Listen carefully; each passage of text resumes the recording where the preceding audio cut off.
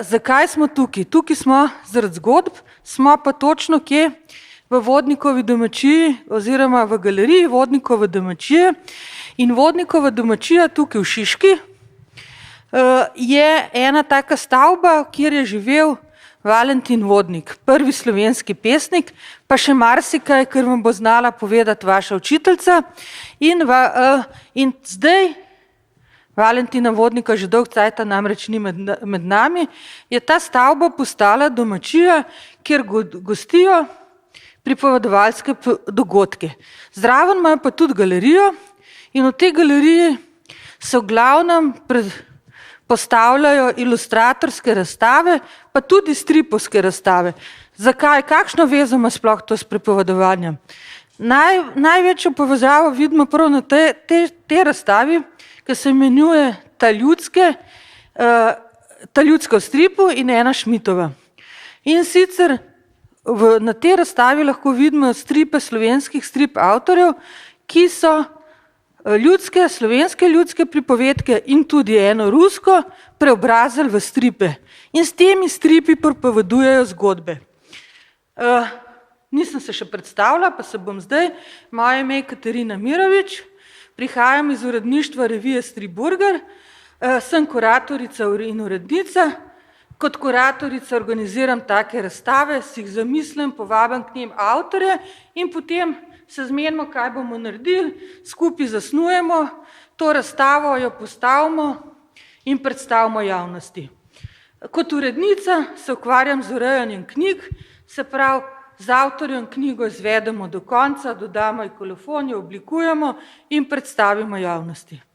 In naše uredništvo revije Stripburger je predvsem skoncentrirano na strip. Nam se strip zdi fascinantna zadeva in to fascinantna zadeva hočemo predstaviti tudi vam oziroma širši publiki, zato se trudimo na različne načine. In sicer izdajamo revijo Stripburger, izdajamo stripovske albume, to se pravi knjižice, stripovske knjižice z zaključenimi zgodbami, organiziramo razstave, delavnice, vse živo samo zato, da bi vas premaknili iz fotelja oziroma računalnika do knjige, do stripa, ki prav tako, kakor Rok Kušlan, prejle pripoveduje zgodbe.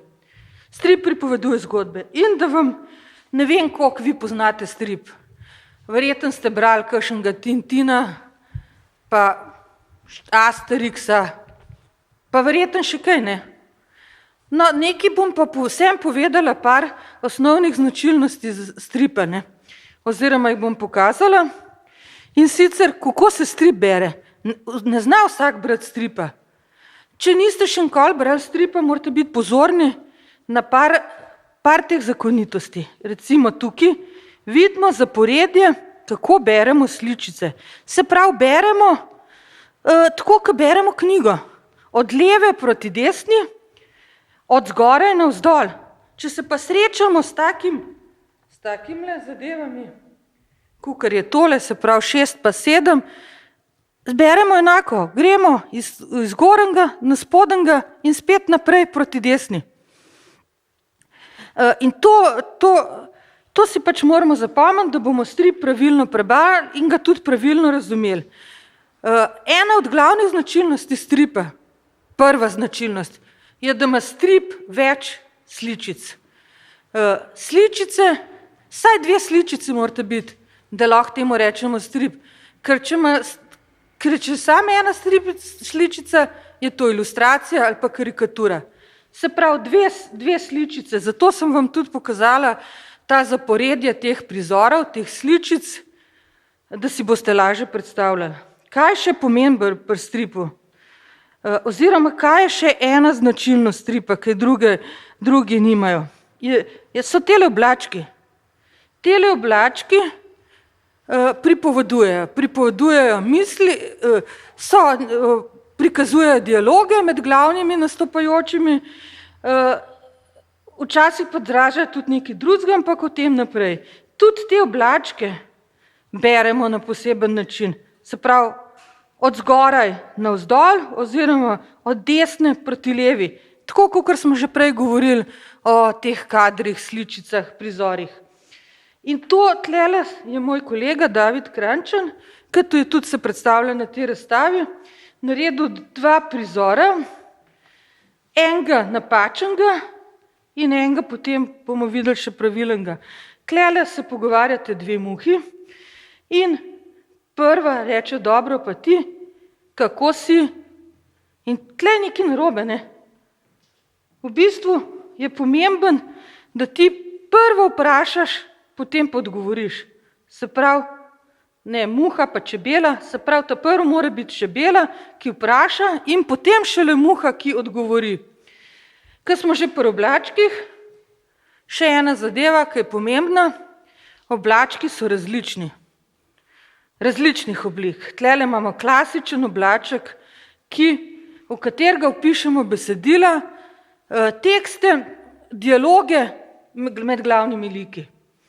Tale oblaček s temi krogci, ki je ponavadi bolj take oblačkaste oblike, se pravi izgleda bolj puhast, je miselni oblaček. Tu notri zapisujemo misli teh likov. Tale oblaček na koncu je pa tak zelo jezen oblaček ali pa energičen, recimo. Ne.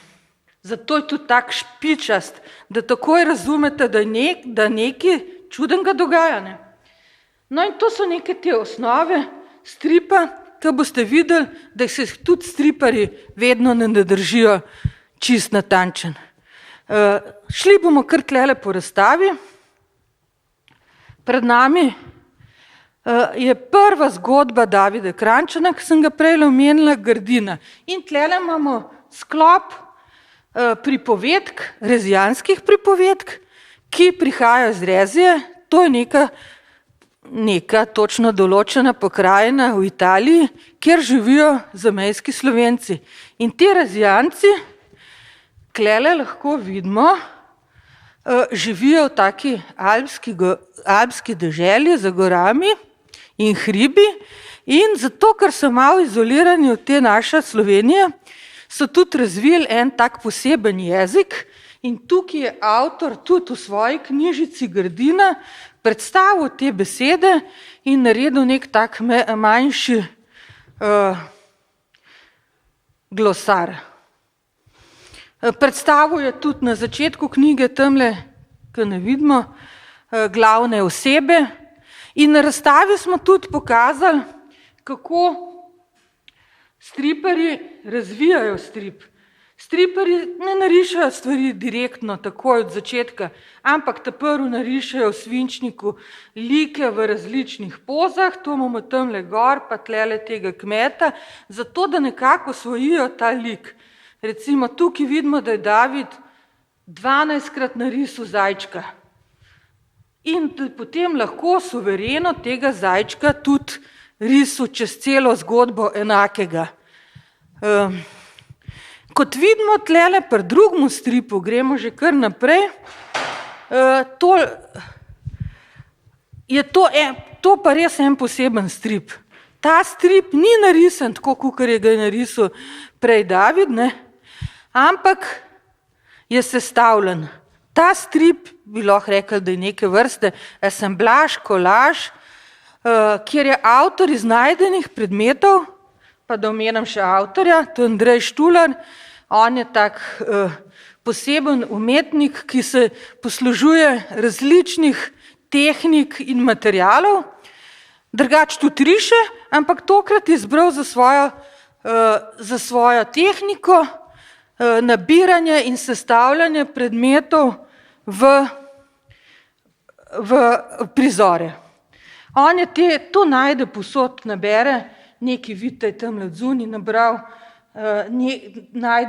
živi blizu reke, tako da je nekaj kamne tudi v reki pobral, tamle so neki šraufi, pa žeblji, pa razne železnine, pa neka volna, pa tako naprej. In on iz teh najdenih predmetov sestavlja prizore, to je en prizor, ne? In iz teh prizorov pa sestavlja zgodbo. Andrej Štular je tudi naredil vse te poslikave. In namreč te poslikave so tukaj zakaj? Da ponazorijo še eno stvar, ki je skupna vsem tem stripom na tej razstavi. Namreč te stripi ne samo, da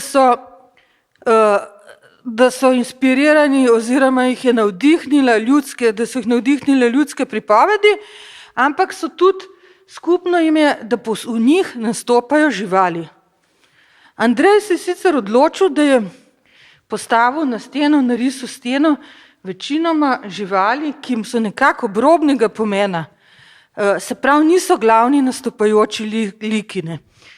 Kakor vidimo tale miška tukaj, se najde tamle na eni, čakaj, da je najdem, nekaj se skrila, klele, čist mehna je. Ni narisal leva, ki je glavni junak, ampak je zbral te obstranske like. In te drugač pa tele liki v teh zgodbah, te glavne liki, imajo vsi nek tak ljudski priduh. Se pravi, te živali se obnašajo tako kot ljudje. Tlele imamo recimo prevzetno opico. Ta opica ne samo, da hodi po štirih, pa da govori, pa da celo razmišlja, ampak si celo lakira nohtke. Kljub temu je še vedno nesrečna. In tukaj pri temu avtorju Mateju Lavrenčiču vidimo še eno fajn zadevo, tako da vam še malo bolj razloži ta pristop oziroma kako nastaja strip, poleg tega, da so tukaj narisane spet liki, kako je on razvijal lik te opice. Vidite, imel je zelo veliko različnih variant, ampak pomembna zadeva je še tole, zgodboris. Ta zgodboris pomeni, da si je on zasnoval zgodbo, da je naredil, on je vedel, da je omejen na 34 strani, zato ker se pri tisku mora vse deliti s 4, vsaj 4, če ne z 8, da se strani izidejo pravilno, in si je pol to s temi skicami naredil neke vrste pripoved in je s tem preveril to dinamiko. Posebej pomembne stvari pri stripu so ležeče strani. Tlele bom pokazala. Takole, ne, to sta dve soležeče strani in vedno avtor gleda, da leva in desna stran, da se nekako ujameta, da se nekako povezujeta. Zato, da zgodba lepo teče. Nekateri naredijo pa celo čez več strani. Tlele smo pa že pri tele zgodbi Vsem ljudem nikoli ne ustrežeš, ki jo je pripovedoval Rok. Tale zgodba je malo drugačna, kot jo je pripovedoval Rok, in to zato, ker vsak pripovedovalec pripoveduje drugače. Prav v primeru recimo teh zgodb iz Rezijev, o katerih sem prej govorila, je pomembno, da je te zgodbe zapisal Milko Matičetov. Zapisovalci zgodb so zelo pomembni ljudje, zato ker potem se te zgodbe ohranijo v določeni obliki. Sicer se pa te zgodbe prav s pripovedovanjem, ki včasih bilo veliko bolj pogosta zadeva, včasih, ko ni bilo računalnikov, ko so bile zime še bolj mrzle, ne, so ljudje doma, ko tudi televizije ni bilo, ne, si zamislite, brez televizije, ne. Takrat so ljudje si pripovedovali zgodbe, da so si krajšali čas in da so se družili. In tudi tukaj tele strip avtorji so vsak svojo zgodbo malo drugače povedali, kakor so zapisane. Tale strip je prav zanimiv še zaradi ene druge stvari. Namreč ta strip je ena cela risba. Se pravi, prizor se nadaljuje na naslednjem prizoru. Tlele recimo dobro vidimo, ko gre kura naprej in sledi oslu.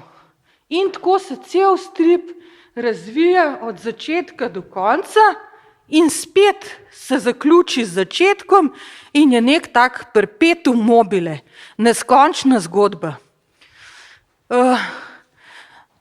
To je bila naša druga trojka stripov, ki smo jih izdali. pod naslovom Ta ljudska v stripu.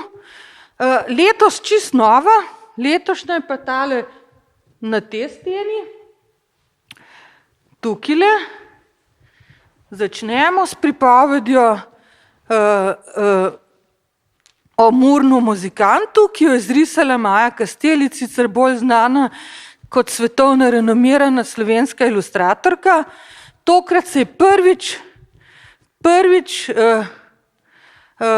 srečala z ustvarjanjem stripa, ker je bil za njo zelo velik izziv in ker je zelo tudi raziskovalna avtorica in zelo natančna pri svojem delu, je to delo izvrstno izpeljala.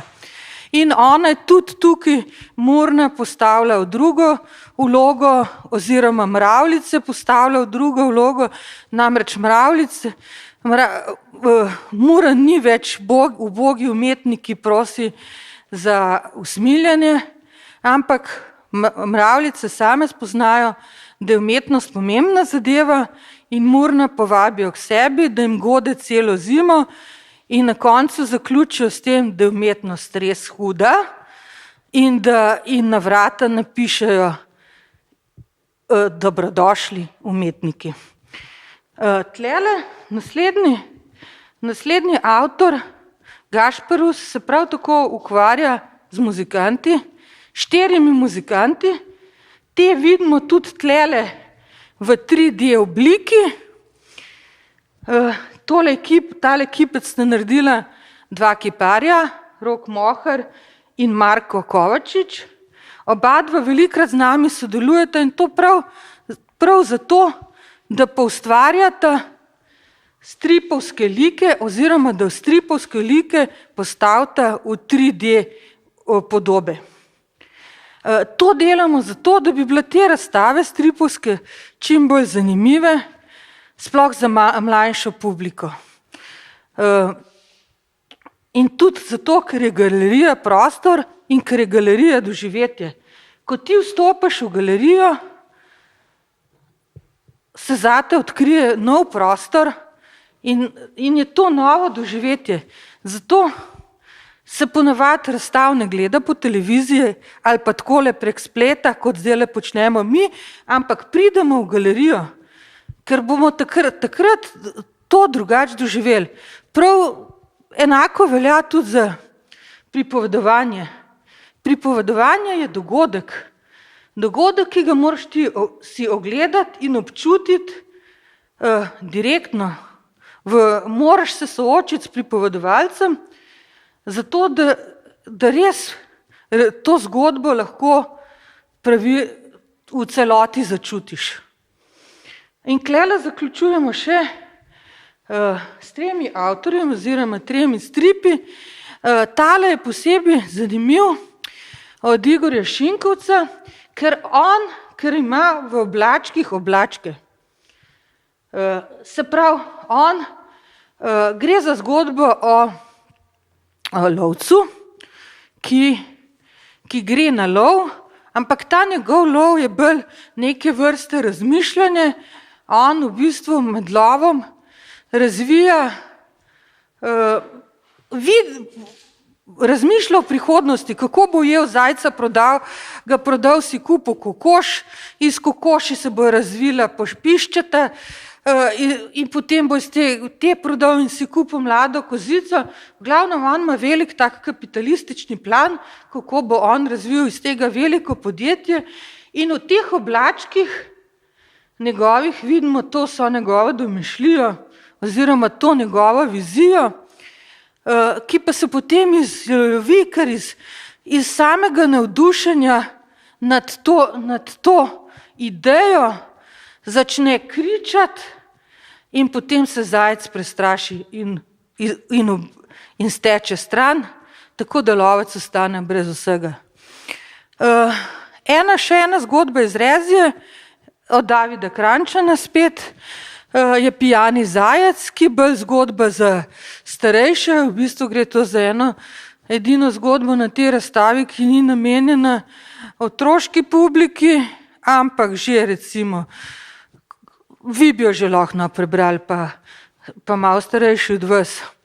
ker zgodba govori o osamljenosti, alkoholu, izključenosti, vendar se zaključi s srečnim koncem. Edina neslovenska zgodba je tlele zgodba na desni strani, pred mano, zgodba Medved, spet Andreja Štularja, to je torej unega avtorja, ki rad nabira različne stvari in jih skupaj sestavlja v prizore in stripe. Drugače Andrej Štular je tudi lutkar, dela tudi zelo zanimive inštalacije, se pravi neke take vrste postavitve v prostoru, se pravi sodobno umetnost.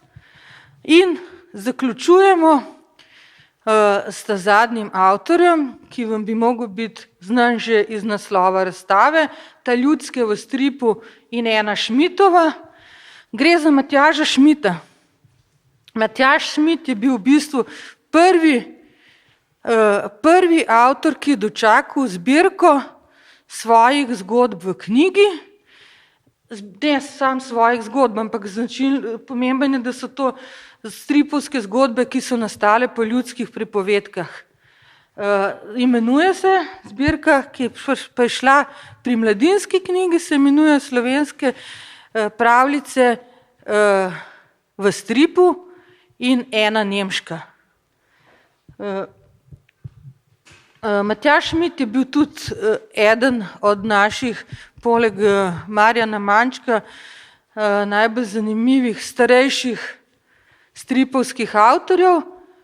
Jaz sem pa vam v glavnem predstavljala generacijo avtorjev, ki so nekje med 30 in 50 let.